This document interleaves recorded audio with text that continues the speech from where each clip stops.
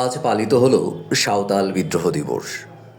ঠিক এরকমই 2016 সালের সাঁওতাল বিদ্রোহ দিবসের পরের দিন পহেলা জুলাই ঈদ উল ফিতরের প্রাক্কালে সাহেবগঞ্জ বাগদা ফার্মের এই সরকারি জায়গায় ঝুপড়িঘর দিয়ে বসতি স্থাপন করে কথিত সাহেবগঞ্জ বাগদা ফার্ম ভূমি উদ্ধার সংগ্রাম কমিটি। সেই অনুষ্ঠানের প্রধান অতিথি ছিলেন তৎকালীন বাম নেতা পঙ্কজ ভট্টাচার্য। তিনি উদ্যত কণ্ঠে ঘোষণা দিয়েছিলেন এ ভূমি দখলের। সেই দখল থেকে আজও তারা অনৈতিকভাবে দখল করে রয়েছে গোবিন্দগঞ্জের সম্ভাবনার ইপিজেডের যে জায়গায় গড়ে উঠবে সেই সাহেবগঞ্জ বাগদা ফার্ম এলাকা। আজ সাঁওতাল বিদ্রোহ দিবসে তারা ইপিজেড বিরোধী পদযাত্রা করেছে। সেই পদযাত্রায় বিতরণ করেছে একটি লিফলেট দ্বারা তারা প্রমাণ করে দিয়েছে যে গোবিন্দগঞ্জ ইপিজেডে 2 লাখ লোকের কর্মসংস্থান হবে। বাংলাদেশের সচল 8টি ইপিজেডের তথ্য তারা তুলে ধরেছে।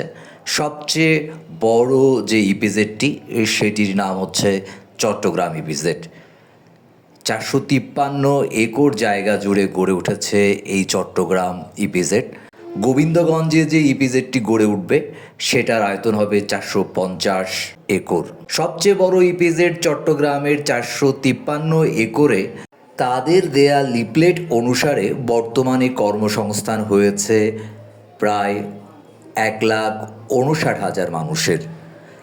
চট্টগ্রামের ইপিজেডের চেয়ে মাত্র 3 একর জায়গা কম নিয়ে গড়ে উঠতে যাওয়া গোবিন্দগঞ্জ ইপিজেডে 450 একর জায়গায় যে ইপিজেডটি হবে সেখানে তাদের হিসাব মতেই প্রায় 2 লাখ লোকের সরাসরি কর্মসংস্থান নিশ্চিত হবে।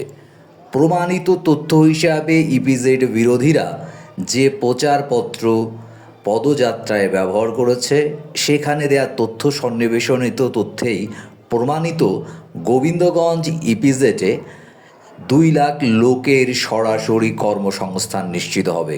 আপনারা অবগত যে চট্টগ্রাম ইপিজেডটি গড়ে উঠেছে থেকে প্রায় 30 থেকে 35 বছর আগে এবং বর্তমানের যে কারখানাগুলো গড়ে ওঠে সেগুলো আরও আধুনিক হয় এবং সেখানে ব্যাপক পরিমাণ কর্মসংস্থান নিশ্চিত হওয়ার সুযোগ রয়েছে। ইপিজেড বিরোধীরা জ্ঞাতসারেই একটি প্রমাণিত সত্য সবার সামনে উপস্থাপন করেছে যে 453 একরের চট্টগ্রাম ইপিজেডে প্রায় 1,59,000 লোকের কর্মসংস্থান হয়েছে।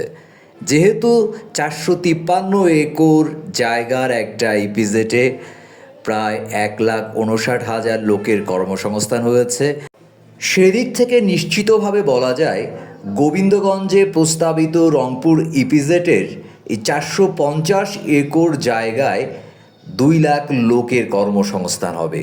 এটা শুধু সরাসরি কর্মসংস্থান। আপনারা জানেন প্রযুক্তির কল্যাণে এখন আরও আধুনিক কারখানা গড়ে উঠছে এবং চট্টগ্রামের এই কারখানাটি 35 বছরের পুরনো প্রায়। বর্তমানের গড়ে ওঠা কারখানাগুলোতে আরও প্রচুর লোকের কর্মসংস্থানের সুযোগ রয়েছে।